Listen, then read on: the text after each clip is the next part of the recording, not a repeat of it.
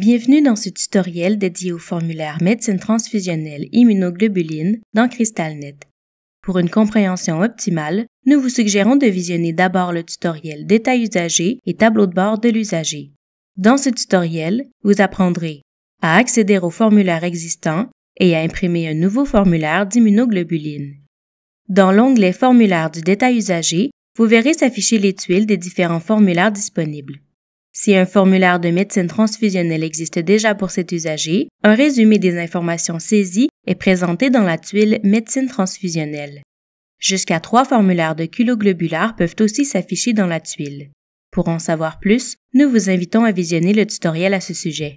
Vous y trouverez le type de formulaire d'immunoglobuline qui a été imprimé, puisqu'il existe plusieurs formulaires d'immunoglobuline différents, la date et l'heure auquel le formulaire a été saisi, et la validité du formulaire.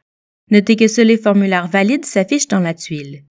Pour consulter le détail du formulaire qui s'affiche dans la tuile ou celui d'un formulaire saisi antérieurement pour l'usager, cliquez sur Voir le détail. La grille des formulaires de médecine transfusionnelle saisis pour l'usager s'affiche alors. Il est possible d'y visualiser les types de formulaires qui ont été imprimés pour l'usager, mais il n'est pas possible de les consulter, c'est-à-dire de cliquer sur ceux-ci pour voir ce qui a été rempli, puisque les données saisies ne sont pas sauvegardées après l'impression. Par défaut, seuls les formulaires valides pour le contexte clinique actuel de l'usager sont présents. Pour voir s'afficher également les formulaires non valides dans la grille, cochez la case « Afficher les formulaires non valides ».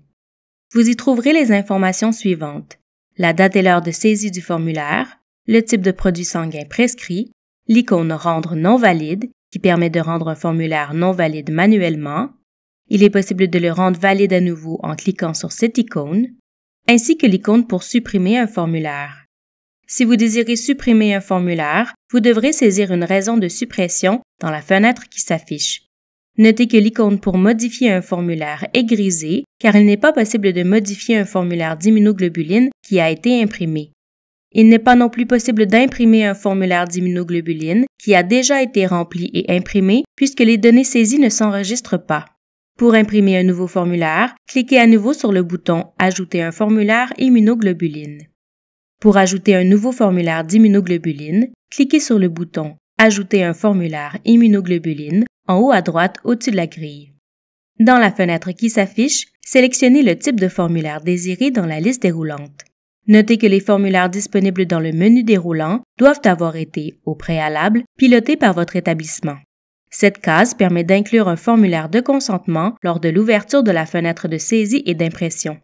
Vous pouvez ensuite cliquer sur Imprimer pour ouvrir le formulaire sélectionné dans une fenêtre d'édition du module GDF léger pour pouvoir le remplir directement à l'écran et l'imprimer. Vous pouvez aussi cliquer ici pour imprimer le formulaire de consentement seulement ou encore sur Annuler pour fermer la fenêtre sans rien imprimer et revenir à la grille.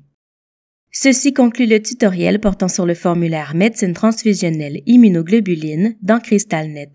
N'hésitez pas à consulter notre base de connaissances pour en savoir davantage sur les diverses fonctionnalités de CrystalNet. Nous vous invitons également à visionner nos autres tutoriels, disponibles à la fois sur notre chaîne YouTube, sur notre site web et sur notre base de connaissances.